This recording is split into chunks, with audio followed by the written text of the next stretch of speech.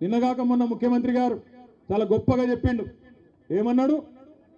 26 జనవరి రాత్రికే 12 గంటలకే టకీ టకీ ఏమని పడతాయి అన్నాడు. పడ్డా టకీ టకీమని? పడ్డా పడలేదా? 12 సార్లు కదా కేసీఆర్ ఇచ్చింది. యాసంగికి వానకాలానికి లెక్క పెట్టుకుంటూ పోతే 6 ఏళ్లు నిరాటంకంగా మీరు అడగాల్సిన అవసరం లేకుండా, ఎన్నికల్లో మీ ఓట్ల కోసం జూటా మాట చెప్పకుండా కేసీఆర్ గారు ఆనాడు రైతుల మీద ఉన్న ప్రేమతో ఒకవైపు రుణమాఫీ చేయంగానే ఇక ఈ పైసలు ఖచ్చితంగా మళ్ళీ రైతులకు వేయాలని చెప్పి ఆనాడు 2017 సంవత్సరంలో భారతదేశంలోనే మొట్టమొదటిసారిగా స్వాతంత్రం వచ్చిన తర్వాత రైతు బంధు పథకం పెట్టిండు. ఆ ఒక్క రైతు బంధు పథకంలోనే కేసీఆర్ గారి ప్రభుత్వం మీ ఖాతాల్లో వేసింది 73,000 కోట్ల రూపాయలు 11 విడతలుగానే మాట నేను మీకు గుర్తు చేస్తా ఉన్నా. 73,000 కోట్లు వేసినప్పుడు కేసీఆర్ గారు ఎన్నడూ ఇట్లాంటి విన్యాసాలు చేయలే. టకీ టకీమని పడతాయని డైలాగులు కొట్టలే. కానీ తెల్లారి ఫోన్ తీయంగానే బ్రహ్మాండంగా రైతుల ఖాతాల్లో టింగు టింగు అనుకుంటా రైతు బంధు బ్రహ్మాండంగా డబ్బులు పడేది. కానీ ఈ ముఖ్యమంత్రి, ఈ కాంగ్రెస్ పార్టీ వీళ్ళెవ్వరు మీకు కొత్తోళ్ళు కాదు. నిజానికి 55 ఏళ్ళు చూసిన వాళ్ళే ఈ నల్లగొండ జిల్లాలో తాగునీటికి ఇబ్బంది అయ్యి ఆఖరికి మన పిల్లల బొక్కల్లో మూలుగా చచ్చిపోయేందుకు కారణమే కాంగ్రెస్. నల్లగొండ జిల్లా బిడ్డలు జీవోత్సవాలుగా మారినంటే దానికి కారణమే కాంగ్రెస్. నల్లగొండ రైతులు అవస్థపడ్డారంటే దానికి కారణమే కాంగ్రెస్. అందుకే మిమ్మల్ని మోసం చేయడానికే కొత్త కొత్త మాటలు, కొత్త కొత్త వేషాలు వేసుకొని కొత్త సీసాలో పాత సారా అన్నట్టు మళ్ళా బయలుదేరినారు. ఎన్నికలకు ముందు చెప్పినాం మేము వచ్చి మీకు అన్నాడు, అన్న కాంగ్రెస్ వాళ్ళు గెలిస్తే రైతు బంధుకు రామ్ రామ్ అంటారు, యాది పెట్టుకోండి అని నేను చెప్పిన. అదేవిధంగా పెద్దలు కేసీఆర్ గారు ప్రతి నియోజకవర్గంలో చెప్పిండ్రా లేదా?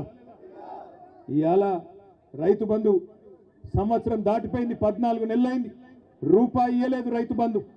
మొట్టమొదటిసారి ఆనాడు కేసీఆర్ ప్రభుత్వమే ఎలక్షన్ల ముందు ఇద్దామని పెడితే ఆ రోజు రేవంత్ రెడ్డి ఉత్తరం రాసి ఆపిండు. ఉత్తరం రాసి ఎలక్షన్ కమిషన్కు ఆపిండు. ఇప్పుడు రైతు బంధు పైసలు వేస్తే మళ్ళా రైతులు కేసీఆర్కే ఓట్లేస్తారు, ఆపాలని చెప్పి ఆపితే అప్పుడు మనం పైసా జమ చేసి పెట్టిన 7,600 కోట్లు అట్లే ఆగిపోయినాయి. ఎలక్షన్ అయిన తర్వాత పార్లమెంట్ ఎలక్షన్ ముందు సహజంగా కేసీఆర్ గారు ఉన్నప్పుడేమో నాట్లేసేటప్పుడు రైతు బంధు పడుతుండే.